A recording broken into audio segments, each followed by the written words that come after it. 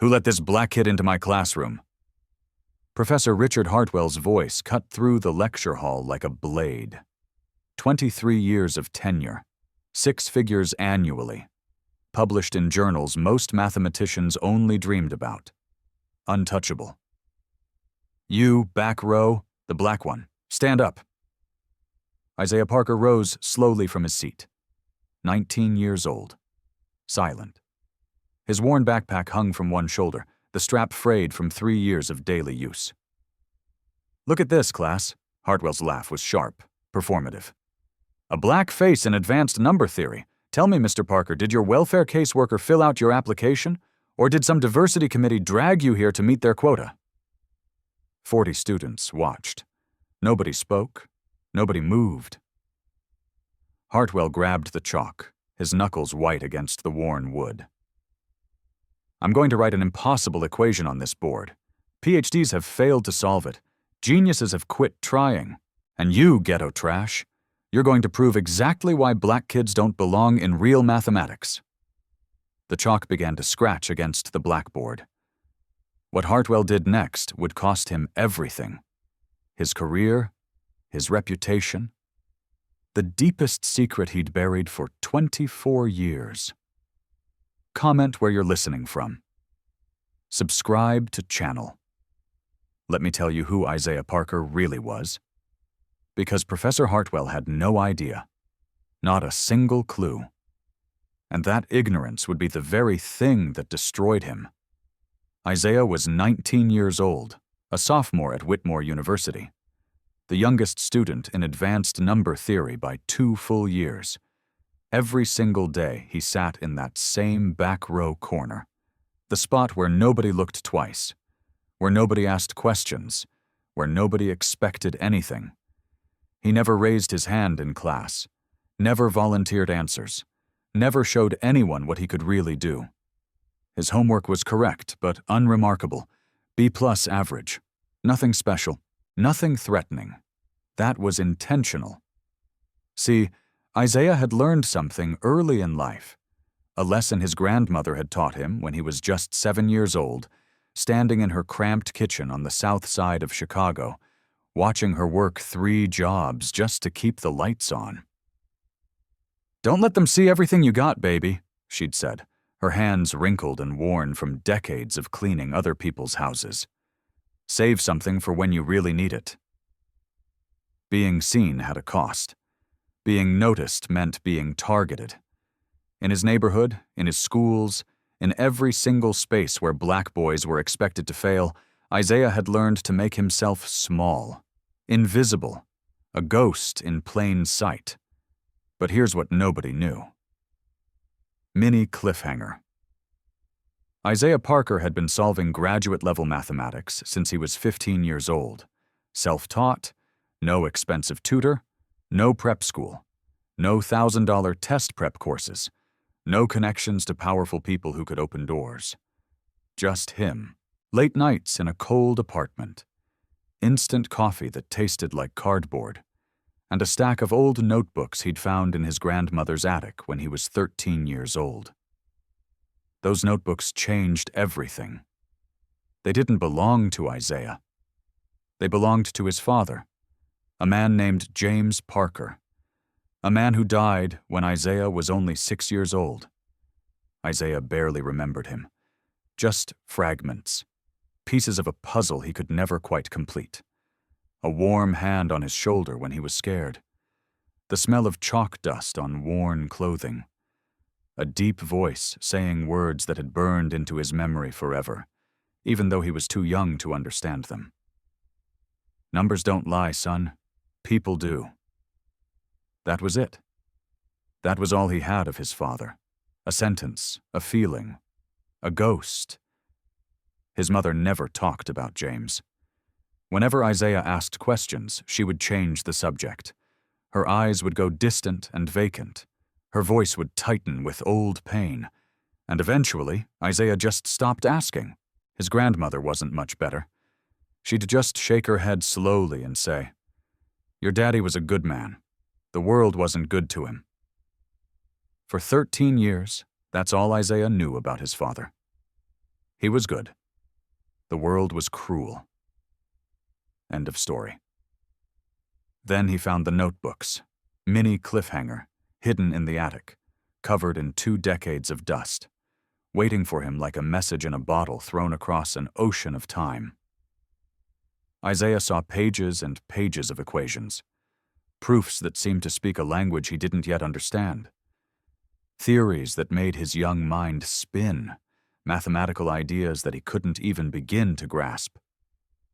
And margin notes, hundreds of them, written in handwriting that felt strangely, impossibly familiar. Isaiah didn't know it then, but he was looking at his father's mind, his father's dreams, his father's unfinished work. It took years to decode, years to understand. Isaiah would come home from school, ignore his actual homework, and study those notebooks instead, teaching himself, piece by piece, symbol by symbol. Late into the night, while his mother worked the overnight shift at a hospital, cleaning floors for $12 an hour. By 15, he wasn't just reading his father's work anymore. He was continuing it. By 17, he was solving problems that most graduate students couldn't touch. By 19, he was quietly, invisibly, one of the most talented young mathematicians at Whitmore University. And nobody knew. Not his professors, not his classmates, not even his mother, who was working herself to death just to help him stay in school. Isaiah kept his gift hidden, protected, saved for when he really needed it. He didn't know that moment was coming. He didn't know a 24-year-old secret was about to explode into his life. He didn't know his father's past was waiting for him in that Whitmore classroom. Mini cliffhanger. Now, let me tell you about the man at the front of that classroom, Professor Richard Hartwell, the man who thought he was untouchable. Hartwell was 58 years old, tenured for 23 years, published in journals that most mathematicians only dreamed about. His name appeared in textbooks. His theories were taught in classrooms across the country. His reputation was supposedly built on brilliance. He ran his classroom like a kingdom, and he was the king. Students called his course the graveyard, where GPAs went to die, where dreams got buried, where ambitious young minds learned their place in the academic hierarchy. Hartwell liked it that way. He enjoyed the fear, the power, the control. He prided himself on what he called maintaining standards. That was his favorite phrase. He said it at every faculty meeting, every department review, every single time someone questioned his methods. I'm maintaining standards, weeding out students who don't belong. He never specified what don't belong meant. He didn't have to. Everyone understood the subtext. 3 formal complaints of racial bias in 5 years. 3 black students who said Hartwell targeted them, humiliated them, drove them out of the program. All 3 complaints dismissed. Insufficient evidence. Hartwell had friends in the administration. Powerful friends. The kind who made problems disappear like they never existed. Mini cliffhanger. But Hartwell had a secret. One he'd been hiding for 24 years. And it was about to walk right through his door in the form of a quiet 19-year-old kid from the south side of Chicago. Every few years, a student would slip through Hartwell's filters. Someone who didn't fit his image of excellence. Someone who looked different. Sounded different. Came from the wrong neighborhood. Had the wrong skin color. And every single time, Hartwell found a way to put them in their place. A public question designed to embarrass. A problem meant to humiliate. A grade that pushed them toward the exit. It always worked. For 2 decades, it always worked. The students would doubt themselves, drop out, transfer, disappear, and Hartwell would smile that cold smile. Standards maintained, kingdom protected. He had no idea that Isaiah Parker was different. That this quiet black kid from the South Side carried something Hartwell couldn't even imagine. A gift inherited from a man Hartwell had destroyed 24 years ago. A man named James Parker, Isaiah's father. October 15th, 2 o'clock in the afternoon, room 248, advanced number theory. Isaiah walked into that classroom like every other day, backpack over one shoulder, eyes down, invisible by design. He took his usual seat. Back row, far corner, the chair that faced the exit. Old habit. Always know where the door is. 40 other students filled the room, mostly juniors and seniors. Mostly white. Mostly from families that could afford Whitmore's $50,000 annual tuition without blinking. Isaiah was the exception. Scholarship kid. Work-study program. Night shifts at a warehouse downtown to cover what financial aid didn't. Ramen for dinner 4 nights a week. He didn't complain. He just showed up. Did the work. Stayed invisible. Professor Hartwell was already at the front when Isaiah sat down. Chalk in hand. A strange energy crackling in the room like electricity before a storm. "Good afternoon, class." Hartwell's voice had an edge to it, a sharpness that made students sit up straighter in their chairs. "Today, we're going to have some fun." A few students exchanged nervous glances. Fun in Hartwell's class usually meant someone was about to suffer. Mini cliffhanger. Hartwell smiled. The kind of smile that made you want to run. "I have a challenge problem. Something special. Something I've kept in reserve for years, waiting for just the right moment." He walked to the board slowly. Drew a long line across it with the chalk. "Anyone who solves this equation gets automatic extra credit.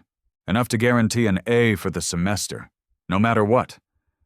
Whispers rippled through the room like wind through tall grass. An automatic A in Hartwell's class. That had never happened. Not once. Not ever. But here's the catch. The whispers died instantly. If you try and fail, and you will fail, you drop 1 full letter grade, immediately. No appeals, no second chances. Silence, heavy and thick. Nobody moved. Nobody volunteered. Hartwell scanned the room slowly, his eyes moving from face to face, searching for something. Hunting. Then his gaze stopped. Back row, far corner. Isaiah. Mini cliffhanger. "Mr. Parker." Isaiah's stomach dropped like a stone into dark water. "Yes, sir?" "You've been very quiet this semester, sitting back there doing the bare minimum, almost like you're hiding something." A few students turned around, staring, judging, waiting for entertainment. "Stand up." Isaiah stood slowly. His legs felt weak. "Come to the front. Let's see what you've really got." Isaiah walked forward, each step heavier than the last. He could feel 40 pairs of eyes on his back, 40 students watching, waiting for him to fail, expecting it. Hartwell handed him the chalk. Their fingers touched for a brief moment. Hartwell's skin was cold, unnaturally cold. "This is an equation from a 1986 paper. Mathematicians have worked on it for decades. PhD students have tried and failed. Professors have tried and failed. Nobody has solved it." He leaned closer, voice dropping to a whisper that only Isaiah could hear. "Between you and me, I don't think you'll last 30 seconds. Then louder, for the class, for the performance. 5 minutes, Mr. Parker. Impress me, or drop my class today." Mini cliffhanger. Hartwell turned to the board and started writing. The equation that would destroy his career. The equation that would expose everything. The chalk squeaked against the blackboard, numbers and symbols spreading across the surface like a virus.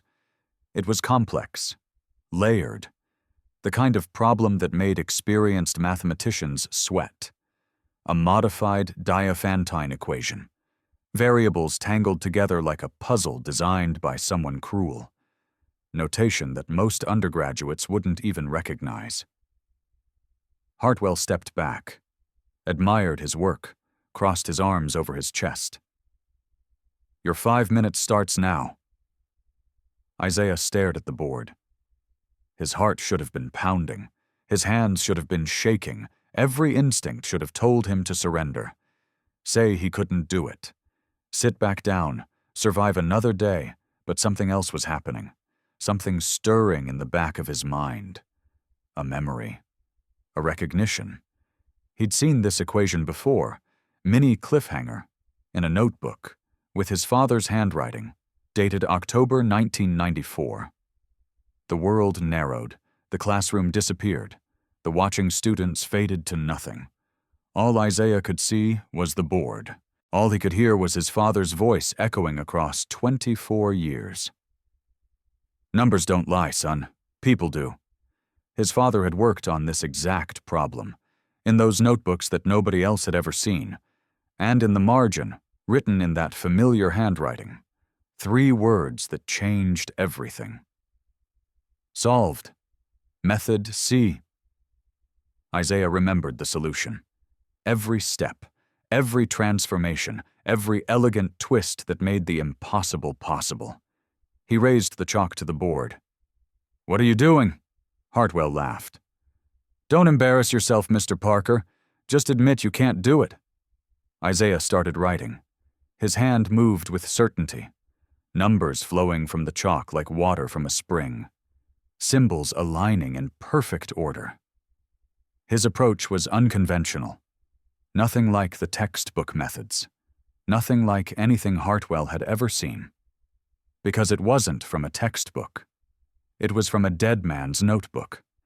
A method that had never been published, never been shared. Until now. Mini cliffhanger. Hartwell's smile disappeared like smoke in wind. 30 seconds, someone whispered. Isaiah kept writing. One student leaned forward in their seat, then another. Something was happening. Something unexpected, something impossible. 60 seconds. The board was filling up, the solution taking shape like a sculpture emerging from stone. Hartwell stepped closer, his face going pale, his eyes scanning the work with growing horror. "That method, that's not, where did you—" Isaiah didn't respond, didn't slow down, didn't look back. 90 seconds. He set down the chalk, stepped back, turned around. Done. Mini cliffhanger. 94 seconds. That's how long it took Isaiah Parker to solve an equation that had stumped professional mathematicians for 40 years. The classroom was frozen. Time itself seemed to stop. Hartwell stared at the board, his eyes moving across the solution. Checking. Rechecking. Looking desperately for a mistake, an error, anything. There wasn't one. The solution was complete. Correct. Elegant. Beautiful. "That's not possible." Hartwell's voice cracked like old wood. "That's not. You couldn't have—" "It's correct, sir." Isaiah's voice was steady, calm. "You can verify it." One student started clapping, then another, then more. The sound building like thunder. "Stop." Hartwell raised his hand sharply. "Everyone stop." The applause died. But the damage was done. A 19-year-old black student from the South Side had just solved what a tenured professor with 23 years of authority couldn't, in front of 40 witnesses. Hartwell spun around, face red, hands trembling with rage or fear, or both. "Where did you learn that method? That approach isn't in any textbook. It's not in any published literature I've ever seen." "My father taught me." The words hung in the air like smoke. "Your father?" Something flickered behind Hartwell's eyes. Something dark. "Who is your father?" "His name was James Parker. He died when I was 6 years old." For 1 second, just one, Hartwell's mask shattered completely. Fear, recognition, horror. Something that looked almost like panic. Then it was gone, replaced by ice. Class dismissed. Everyone out, now. Students grabbed their bags, rushed for the door, confused, excited, already pulling out phones to text friends about what they'd just witnessed. Isaiah didn't move. "Mr. Parker." Hartwell's voice was barely controlled. "You'll be hearing from me." Mini cliffhanger. Word spread like wildfire through campus. By dinner, half of Whitmore was talking about it, the story growing with each retelling. "Did you hear? Some sophomore solved Hartwell's impossible equation. In under 2 minutes, made the old man lose his mind. A black kid from Chicago, never said a word all semester, then boom! Students who'd never taken a math class in their lives were discussing it. Isaiah Parker, the quiet one from the back row, the guy who made Richard Hartwell look like a fool. Isaiah wanted nothing to do with any of it. He went back to his apartment, locked the door, pulled the blinds, tried to become invisible again. It didn't work. His phone kept buzzing. Messages from classmates he'd never talked to, friend requests from people he didn't know. Everyone wanted a piece of him now. He ignored them all. What he couldn't ignore was the feeling in his gut, the sick certainty that something was very wrong. The way Hartwell had looked at him when he said his father's name. That wasn't surprise. That was recognition. That was fear. Mini cliffhanger. 2 days later, Isaiah learned why. The email arrived at exactly 3:47 in the afternoon. Subject line, "Academic integrity violation. Immediate meeting required." Isaiah read it 3 times. Each time the words hit harder. Academic integrity violation. That meant cheating. That meant expulsion. That meant everything he'd worked for, everything he'd sacrificed, everything his mother had sacrificed. Gone. He walked into Hartwell's office at 4 o'clock. Sharp. On time. The door closed behind him like a coffin lid sealing shut. Hartwell sat behind his desk. Calm, controlled, a stack of papers arranged perfectly in front of him. "Sit down, Mr. Parker." Isaiah sat. The chair was uncomfortable, probably on purpose. "Let me be direct with you." Hartwell's voice was smooth, professional, the voice of a man who'd done this before. "Your performance in my classroom 2 days ago has raised serious concerns." "Concerns?" "Your solution to that equation was too perfect, too fast, too sophisticated for someone of your background." Isaiah felt heat rising in his chest. "My background?" "Let me put it plainly." Hartwell leaned forward. "No sophomore solves a problem like that in 90 seconds. Not without help. Not without cheating." "I didn't cheat." "Then explain it.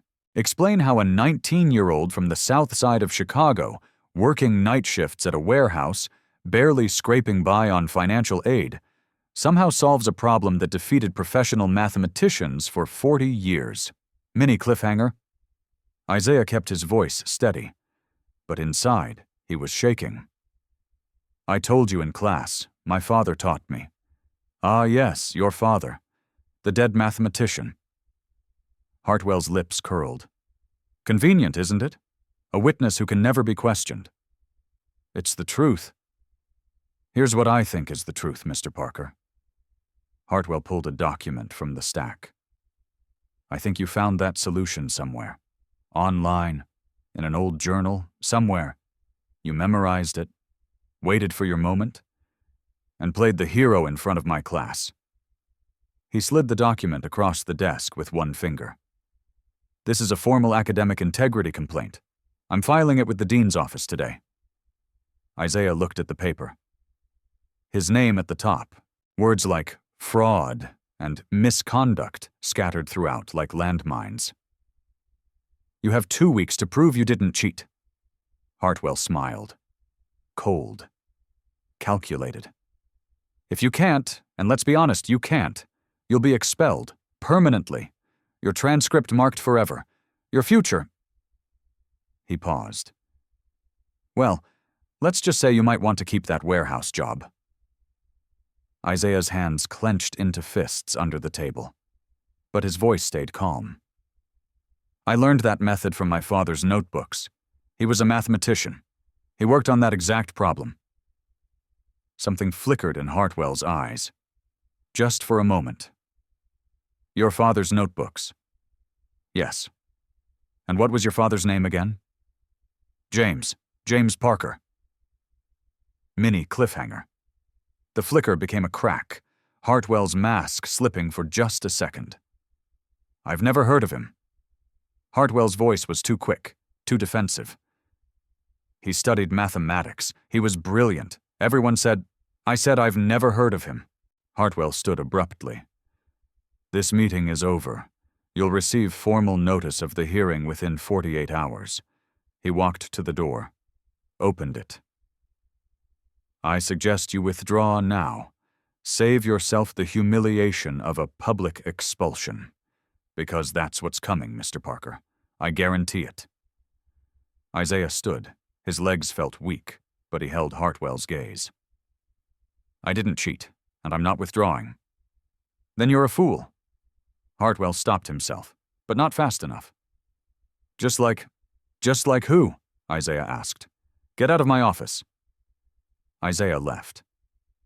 But as he walked down the hallway, one thought consumed him. Just like who? Hartwell knew something about his father, about the past, something he was desperate to keep buried. Mini cliffhanger.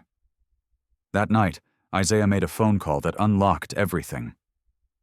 Mom, I need to ask you something about Dad. Silence on the other end. Long. Heavy. The kind of silence that carries 24 years of pain. Why are you bringing this up now, Isaiah? Because a professor at Whitmore is trying to expel me. He's accusing me of cheating. And when I said Dad's name... Isaiah paused. He looked terrified, like he'd seen a ghost. More silence. Then a sound Isaiah hadn't heard in years. His mother crying. What's the professor's name? Her voice was shaking. Hartwell, Richard Hartwell. A sharp intake of breath. A muffled sob. Mom? What is it? What happened? Come home this weekend, Isaiah. Her voice was breaking. There are things I should have told you a long time ago. Things about your father. Things about that man. What things? Not over the phone. Please, come home. The line went dead. Isaiah sat in his apartment, his father's notebooks surrounding him, the handwriting he'd memorized, the equations he'd studied for 6 years. He opened the oldest one. The first page. Faded pencil. Whitmore University. Fall 1994. His father had studied here. At this university. In this department. 24 years ago. He flipped through the pages, searching. Near the back, a page torn out. Only fragments remained, but one word was visible. Hartwell. Mini cliffhanger. Whatever happened between them, it had destroyed his father's life. And now it was threatening to destroy his. Isaiah drove home that weekend, 4 hours through rain and empty highways. His mother was waiting at the kitchen table, a cardboard box in front of her. The box Isaiah had never been allowed to open. I kept this hidden. Linda Parker's voice was barely a whisper. I thought if you never knew, you'd be safe. Safe from what, Mom? She opened the box slowly. Inside, letters, documents, photographs. A young man with Isaiah's eyes, Isaiah's smile, a face he barely remembered. Your father was a student at Whitmore 24 years ago. Linda's hands trembled as she spoke. He was the most brilliant mathematician in his program. Everyone said he'd change the world. What happened to him? His advisor happened. She pulled out a letter, yellow with age, dated February 1995. Dear Mr. Parker, following the investigation into academic misconduct, Your enrollment at Whitmore University is hereby terminated. Isaiah read the signature at the bottom. His blood ran cold. Richard Hartwell, department chair. Hartwell was Dad's advisor. More than that. His mother wiped her eyes. Your father developed a solution, a breakthrough, the same equation you solved in that classroom. He was going to publish it, make his name, change everything. And Hartwell stole it. Yes. Linda's voice broke. He took James's work, published it under his own name in 1995, built his entire career on it, and when your father tried to fight back, tried to prove it was his work, he accused Dad of plagiarism. His own work, Isaiah. Hartwell said your father copied from him. The university believed the tenured professor over the young black graduate student. No real investigation, no fair hearing, just destruction. Mini cliffhanger. Isaiah felt the room spinning. But there was one more question. The question he'd been afraid to ask his entire life. How did Dad die, Mom? Linda couldn't look at him. Please, I need to know. You were 6 years old. Her voice cracked. He tried to move on, got a job, married me, had you. But the injustice ate at him. The knowledge that his life's work had someone else's name on it. She finally met his eyes. He left a note, said he couldn't fight anymore, said the system had won, and then he... She couldn't finish. Isaiah understood. His father hadn't just died. He'd been killed. Slowly, deliberately, by a man who stole his work, destroyed his reputation, and walked away clean. And that man was still teaching, still powerful, still destroying students, now trying to destroy Isaiah. I'm not going to let him win again, Mom. Isaiah, please, just transfer, walk away. Don't let him do to you what he did to your father. Isaiah shook his head. Dad walked away. He gave up, and it killed him. He stood, determination hardening in his chest like steel. I'm going to finish what he started, and I'm going to make Richard Hartwell pay for every life he destroyed. Mini cliffhanger. The next 2 weeks were the worst of Isaiah's life. He filed his appeal. The university required new evidence, evidence that Hartwell had spent 24 years burying. The Academic Integrity Office gave him 14 days, 2 weeks to prove he wasn't a cheater, 2 weeks to expose a crime older than he was. It was never going to be enough. The whispers started immediately. That's the kid who cheated in Hartwell's class. Heard he stole the solution from somewhere online. Typical affirmative action fraud. They always get caught eventually. Students who'd never spoken to Isaiah suddenly had opinions about him. His study group stopped responding to messages. His lab partner requested a transfer. Professors who'd smiled at him before now looked through him like glass. The warehouse where he worked gave him extra shifts. Since you'll have more time soon, his manager said with a knowing smirk. Heard you're having some trouble at school. Isaiah didn't ask how he'd heard. Bad news traveled fast, especially when someone powerful was spreading it. He stopped going to class. What was the point? Every lecture felt like a trial, every professor a potential witness against him. Mini cliffhanger. He spent his nights alone, surrounded by his father's notebooks, the notebooks that had taught him everything, the notebooks that had raised him, the notebooks that nobody believed were real. How do you prove a dead man's work is authentic? How do you fight a system designed to protect the powerful? Isaiah didn't know. And every day, his hearing got closer. Then came the letter that nearly broke him completely. Dear Mr. Parker, your appeal hearing has been scheduled for November 28th at 9:15 a.m. November 28th, the day after Thanksgiving. Please note this date falls during academic break. Faculty advocates and student representatives may have limited availability. Isaiah read it 5 times. Each time the message got clearer. They'd scheduled his hearing during a holiday, when the campus was empty, when witnesses wouldn't be around, when no one would be watching. This wasn't justice. This was an execution. Mini cliffhanger. Isaiah tried to fight back. He called everyone he could think of. The Academic Integrity Office, closed for the holiday, the Student Advocacy Center, voicemail, legal aid. We'll call you back after the break. The Dean's office.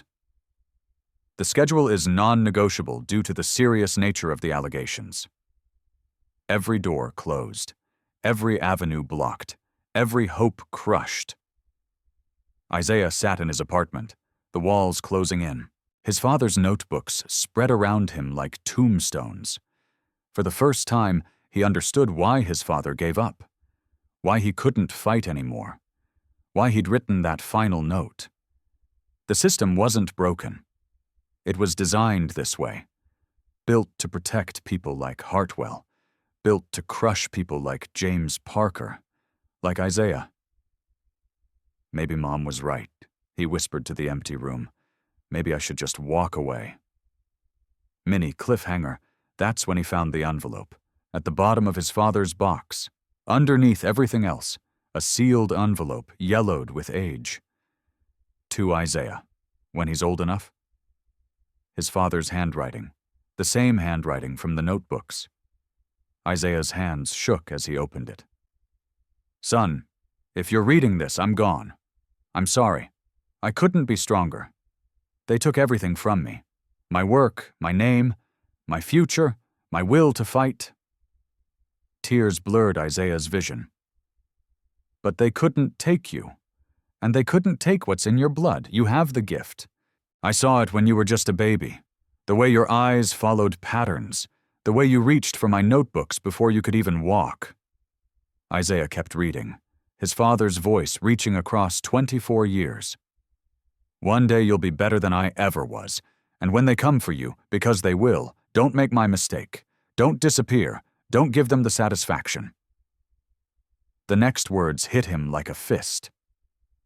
Fight, even when it hurts, even when you're alone, even when you're scared, even when the whole world says you can't win. Fight, because giving up isn't peace. It's just another kind of death. Isaiah held the letter to his chest. His father had known. Even before Isaiah was born, he'd known this day would come. Mini cliffhanger, and he'd told Isaiah exactly what to do. Isaiah didn't sleep that night. Instead, he worked, organizing his father's notebooks, dating every page, cross-referencing every equation with Hartwell's publications. The pattern was undeniable. James Parker's work, 1994. Hartwell's publication, 1995. Same equations, same methods, same solutions. The dates proved everything. His father came first. Hartwell was the thief. But Isaiah knew the evidence alone wasn't enough. Not against a tenured professor with 23 years of institutional protection. Not in a system designed to bury people like him. He needed someone inside. Someone with credentials. Someone Hartwell couldn't silence. Isaiah opened his laptop, searched the Whitmore faculty directory, looking for an ally in enemy territory. One name caught his attention. Dr. Lydia Moore, Associate Professor of Applied Mathematics, MIT PhD, one of 3 black faculty members at Whitmore, the only one in the mathematics department. He'd heard stories about her. She didn't play politics, didn't protect the old guard, had a reputation for fighting battles others wouldn't touch. Isaiah looked at the clock. 5:47 a.m. Too early to call, but not too early to email. He started typing. Dr. Moore, my name is Isaiah Parker. You don't know me, but I need your help. Professor Hartwell is accusing me of cheating, but I have evidence that he's been hiding something for 24 years, something about my father, James Parker. Please, you're my last hope. He hit send. Then he waited. Minutes turned to hours. Hours turned to forever. Mini cliffhanger. Dr. Lydia Moore was 48 years old, MIT PhD, published in journals that most mathematicians only dreamed about. She'd survived 20 years in academia by being twice as good and 3 times as careful. She knew which battles to pick. She knew when to speak and when to stay silent. For 24 years, she'd stayed silent about James Parker. Not anymore. Dr. Moore's office was small, books everywhere, degrees on the wall, a single photograph on her desk, a group of young graduate students smiling at the camera. "Close the door," she said when Isaiah arrived. "And sit down." Isaiah sat. "Tell me everything, from the beginning. Don't leave anything out." Isaiah talked for 30 minutes straight. The equation, the humiliation, the accusation, his father's notebooks, the letter from 1995, everything. Dr. Moore listened without interrupting, her face unreadable. When Isaiah finished, she was quiet for a long time. Then she pointed to the photograph on her desk. "You see that man? Second from the left." Isaiah looked. A young black man, brilliant smile, eyes full of hope. "That's your father, James Parker. We were in the same doctoral program, 1994. Isaiah's heart stopped. "You knew him?" "I knew him well." Dr. Moore's voice was soft. "He was the most talented mathematician I'd ever met. Everyone said he'd change the field forever." Her voice dropped. "And then Hartwell destroyed him." Mini cliffhanger. "You saw what happened?" "I saw everything." Dr. Moore stood, walked to her window, her back to Isaiah. "Your father developed something extraordinary, a solution to a problem that had stumped mathematicians for decades. It was going to be his masterpiece, his ticket to everything. The equation Hartwell made me solve. The same one." She turned around. "Hartwell was his advisor, had access to all of James's work, knew exactly what he was developing. And he stole it.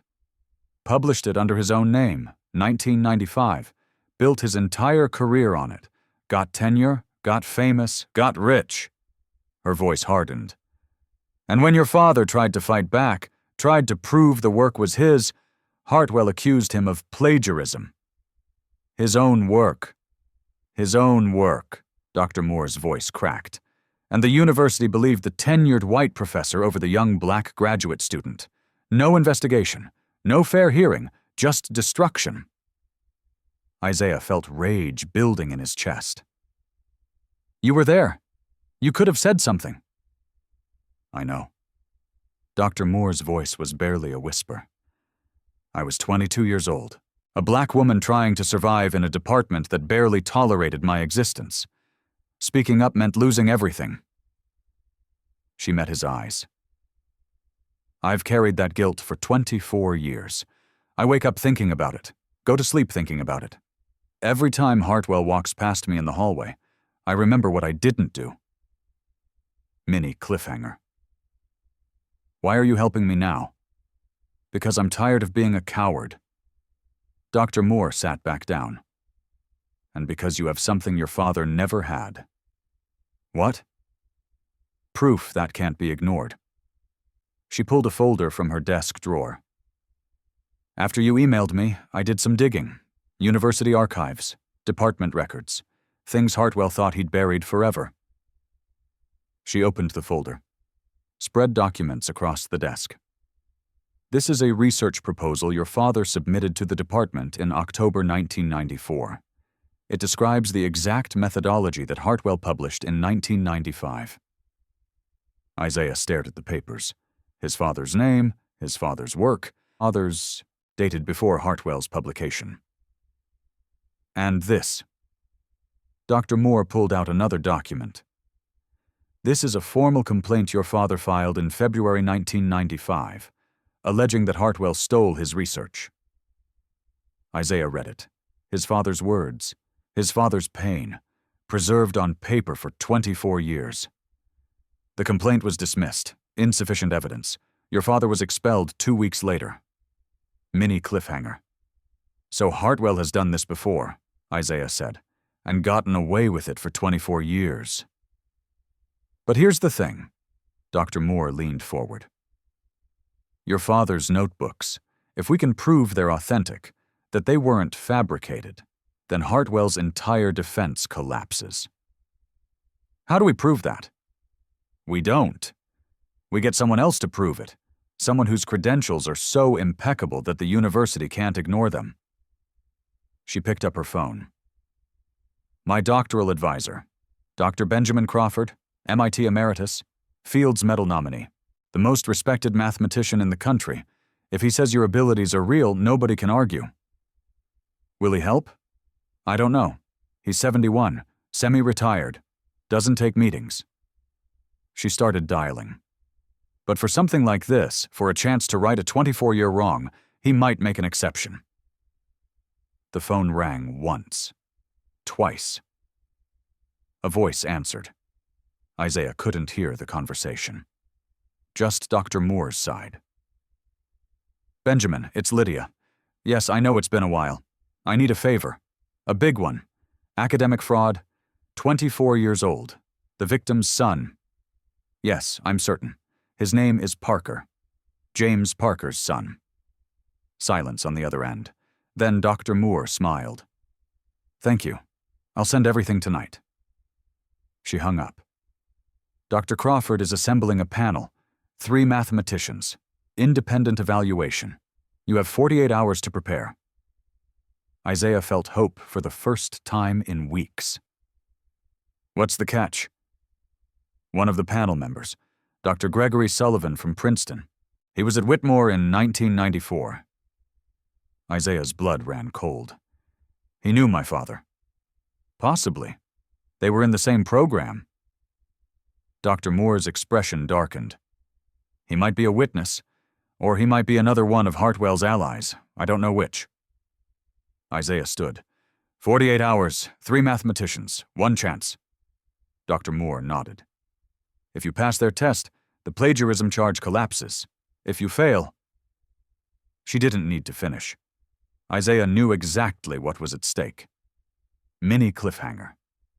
November 26th, 9 o'clock in the morning, a conference room in downtown Whitmore. Neutral ground, no university administrators, no Hartwell, just 3 mathematicians and Isaiah. The panel sat at a long table. Isaiah faced them alone. Dr. Benjamin Crawford, 71 years old, MIT Emeritus, Fields Medal nominee. White hair, sharp eyes, the kind of presence that made everyone else in the room feel smaller.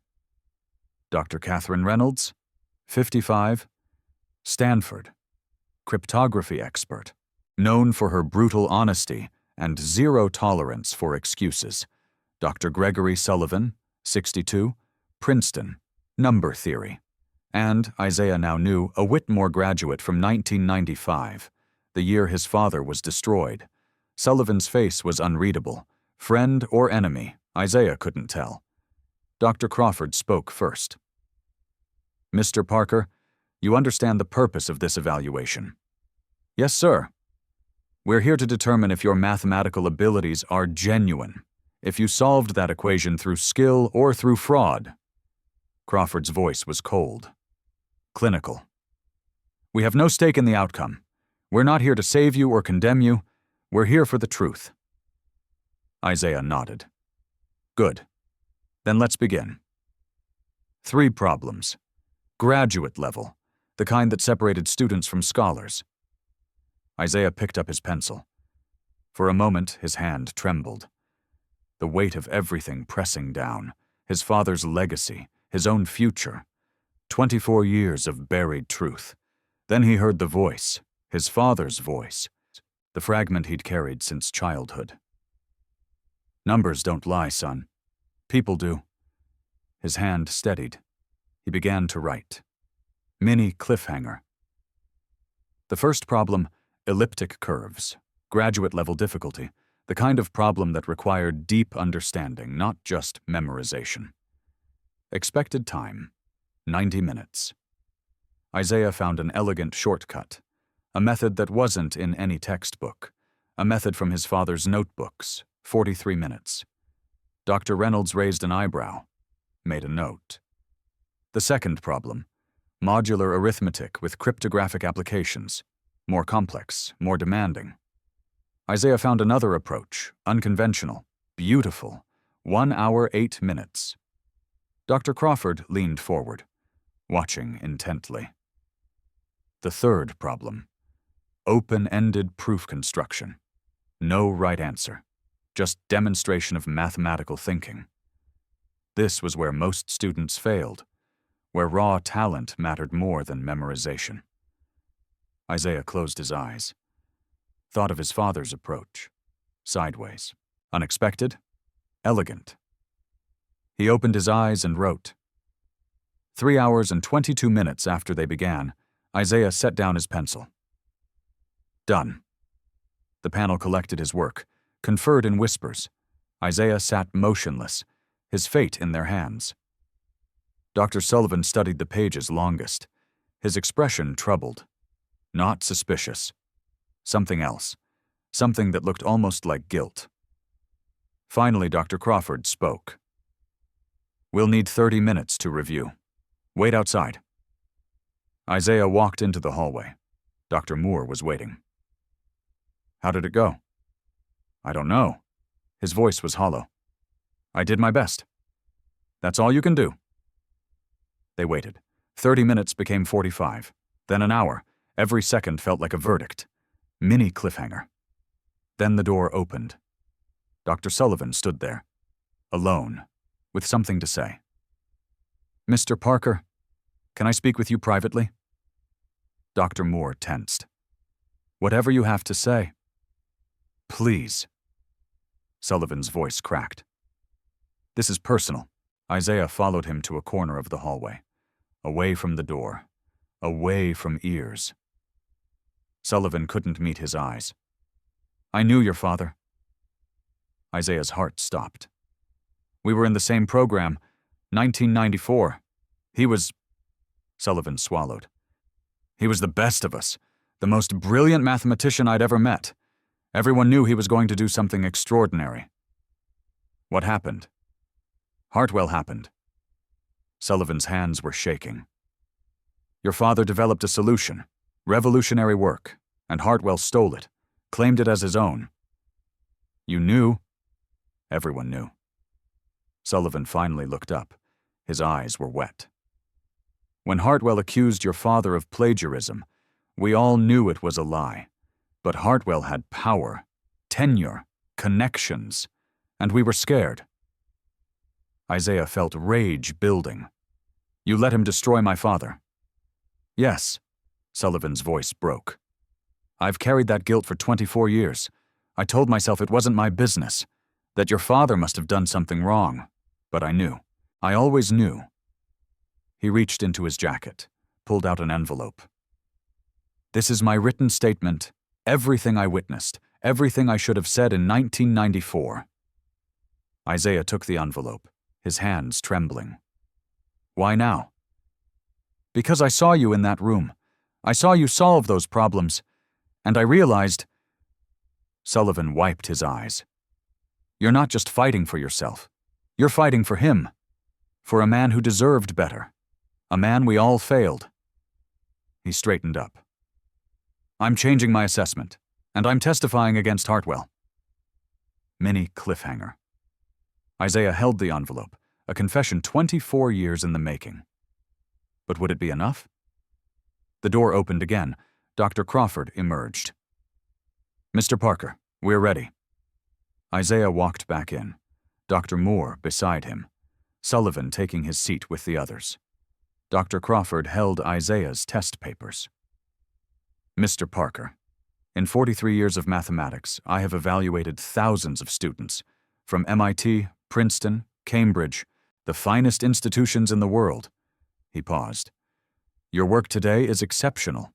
Problem 1, completed in half the expected time. Problem 2, you used a method I've only seen in advanced research. Problem 3, your proof construction shows original thinking at a professional level. Isaiah held his breath. It is my professional opinion that you are not a fraud. You are a genuine mathematical talent. Dr. Reynolds nodded. Agreed. The accusations against you are baseless. Dr. Sullivan stood. And I am prepared to provide testimony regarding events I witnessed in 1994. Events that explain how Professor Hartwell obtained the work he has claimed as his own for 24 years. Isaiah exhaled, the first real breath he'd taken in weeks. Dr. Crawford looked directly at him. Mr. Parker, your father would be proud. Mini cliffhanger. November 28th, 9 o'clock in the morning, University Administration Building. The hearing room was cold, formal, designed to intimidate. On one side, Isaiah, Dr. Moore, and a stack of evidence. On the other, Professor Richard Hartwell, confident, smiling, certain of victory. He didn't know what was coming. This is a simple case. Hartwell's voice was smooth, practiced. Mr. Parker submitted a solution that no undergraduate could possibly derive independently. He refuses to explain how he obtained it. The only logical conclusion is academic dishonesty. He spread his hands. I take no pleasure in this, but Whitmore has standards, and those standards must be maintained. The dean turned to Isaiah. Mr. Parker, your response? Isaiah stood, his voice steady. I didn't cheat. I couldn't have, because the method I used came from my father's notebooks. Notebooks dated 1994, a full year before Professor Hartwell published the same solution under his own name. Hartwell's smile flickered. Objection. Those notebooks could have been fabricated. Then explain this. Dr. Moore stood, placed a document on the table. This is a research proposal submitted by James Parker to the Whitmore Mathematics Department in October 1994. It describes the exact methodology that Professor Hartwell published in 1995. She placed another document beside it. This is a formal complaint filed by James Parker in February 1995, alleging that his advisor, Professor Hartwell, stole his work and claimed credit. Hartwell's face went pale. Those documents are irrelevant. James Parker was a proven plagiarist who... James Parker was my father. Isaiah's voice cut through the room. And he didn't plagiarize anyone. He was the victim. Mini cliffhanger. Dr. Moore continued. We have independent verification of Mr. Parker's abilities. 3 mathematicians, Dr. Benjamin Crawford of MIT, Dr. Catherine Reynolds of Stanford, and Dr. Gregory Sullivan of Princeton. All 3 evaluated him 2 days ago. She produced their written assessments. All 3 concluded that Isaiah Parker is a genuine mathematical talent. All 3 stated that the plagiarism accusation is baseless. Hartwell was sweating now. Those evaluations prove nothing about where he learned. There's more. Dr. Moore's voice hardened. Dr. Sullivan has provided a sworn statement. She slid the document across the table. Sullivan's confession. Dr. Sullivan was a graduate student at Whitmore in 1994. He witnessed Professor Hartwell take credit for James Parker's work. He witnessed the false accusations. He witnessed the cover-up. Hartwell stood abruptly. This is hearsay. Sullivan is lying. He was never... Sit down, Professor Hartwell. The dean's voice was ice. You'll have your chance to respond. Hartwell sat, his hands trembling. Isaiah stepped forward. My father was 21 years old when Professor Hartwell destroyed his life. He was accused of stealing his own work, expelled, blacklisted. He never recovered. His voice cracked. He took his own life when I was 6 years old, because of what this man did to him. Isaiah pointed at Hartwell. And now, 24 years later, he tried to do the same thing to me, because I walked into his classroom, because I solved an equation, because he couldn't stand that a black kid from the South Side knew something he never could. Dr. Crawford's video testimony played on the screen. I have reviewed Isaiah Parker's work extensively. His abilities are extraordinary. His methods align precisely with the research documented in his father's notebooks, research that predates Professor Hartwell's published work by over a year. Crawford looked directly into the camera. "It is my professional opinion that Professor Richard Hartwell has built his career on stolen work, and his accusation against Isaiah Parker is not just false, it is a continuation of fraud that began 24 years ago." The video ended. The room was silent. The dean looked at Hartwell. "Professor Hartwell, do you have anything to say?" Hartwell opened his mouth, closed it. For the first time in 23 years, he had nothing. The dean nodded. "The charge of academic dishonesty against Isaiah Parker is dismissed, effective immediately." Pause. "And an investigation will be opened into Professor Richard Hartwell regarding allegations of research misconduct, fraudulent accusations, and abuse of academic authority." Isaiah exhaled. 24 years, finally. Justice. Mini cliffhanger. But before the hearing adjourned, Isaiah stood one last time. "I didn't come here for revenge." He looked at Hartwell, the man who had killed his father slowly, who had tried to do the same to him. "I came here for my father's name." His voice was steady now, certain. James Parker was a brilliant mathematician. He was 21 years old when his life was stolen. His work was taken, his reputation destroyed, his name erased. Isaiah held up his father's notebook. He deserved to be remembered, not as a fraud, not as a cautionary tale, but as what he really was, a genius who changed mathematics, even if nobody knew it. He set the notebook on the table. That changes today. The investigation took 3 months. 4 cases of research misconduct confirmed. 3 former students came forward with similar stories. 2 decades of stolen work exposed. Hartwell's tenure was revoked. Not resigned, stripped. His publications were flagged across journals. His awards rescinded. His name removed from the scholarship he'd founded. He wasn't fired. What happened was worse. He was erased. From journals, from conferences, from the department he'd ruled for 23 years. The last anyone heard, he was teaching remedial math at a community college 2 states away, making $40,000 a year, living in a 1-bedroom apartment.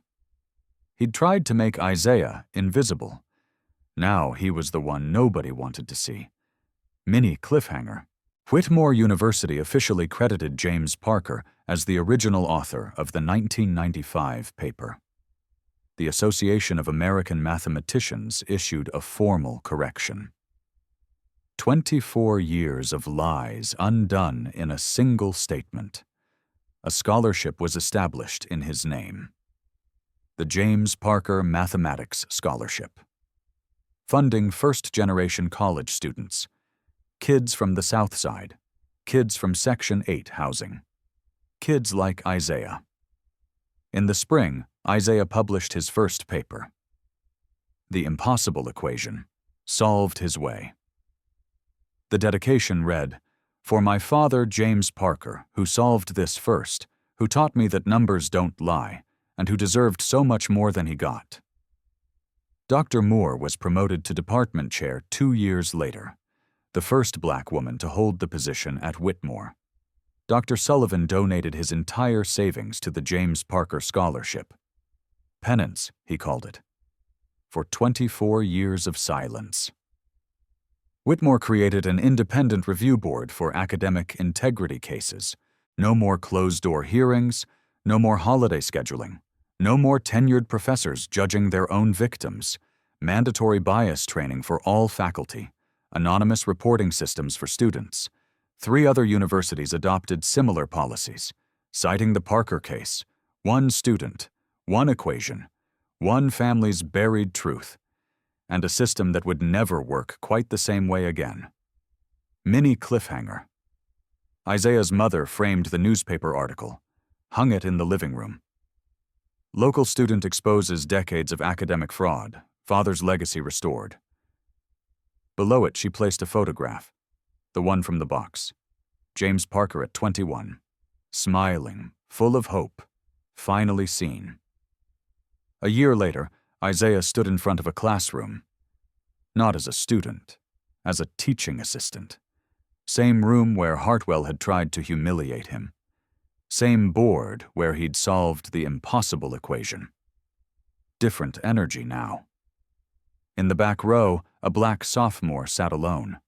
Quiet. Invisible. Just like Isaiah used to be. After class, Isaiah approached him. "You're good at this. I've seen your problem sets." The student looked surprised. "You noticed?" "Someone always notices." Isaiah smiled. "Sometimes they try to tear you down, but sometimes they're there to lift you up." He handed the student a notebook, a copy of his father's work. "This helped me. Maybe it'll help you." Mini cliffhanger. Here's what this story is really about. It's not about mathematics, it's about power. Who has it, who doesn't, and what happens when someone with power decides you don't belong. Richard Hartwell looked at Isaiah and saw a target. A black kid from the South Side. Someone to mock, to humiliate, to destroy. He didn't see a prodigy. He didn't see a legacy. He didn't see a son carrying his dead father's dream. He didn't know who he was dealing with. And that's the thing about underestimating people. Eventually, they prove you wrong. Hartwell learned that the hard way. 23 years of lies. 23 years of stolen brilliance. All of it undone in 94 seconds by a student he thought didn't belong. Maybe someone looked at you and decided you didn't fit. Made you feel invisible.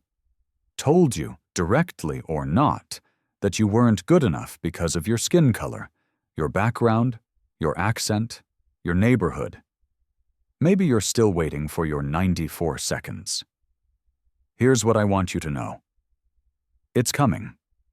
The people who underestimate you, they don't know what you carry, what you've survived, what you're capable of. They see your surface. They don't see your depth.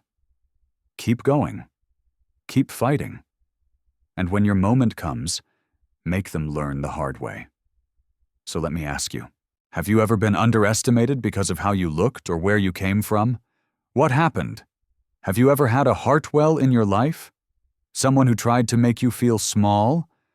Is there a James Parker in your story?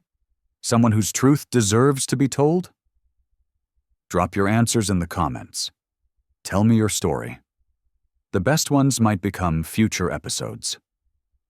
And if this story moved you, if it made you angry or hopeful, or reminded you of your own fight, share it.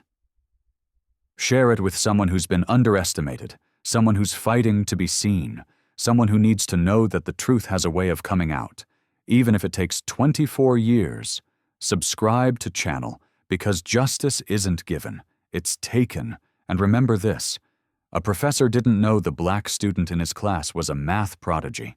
He wrote an impossible equation to mock him, to humiliate him, to prove that kids like him don't belong. 94 seconds later, he learned exactly who he was dealing with. The hard way. This has been Channel. Stay just, stay loud, stay free. This story shouldn't be the exception. It should be the last time it ever happens. At Channel, we turn one moment of injustice into a call for change. Subscribe to help make that call louder and longer lasting, because the next Isaiah Parker is out there right now, sitting in the back row, staying invisible, waiting for their moment. And when it comes, we'll be there to tell their story.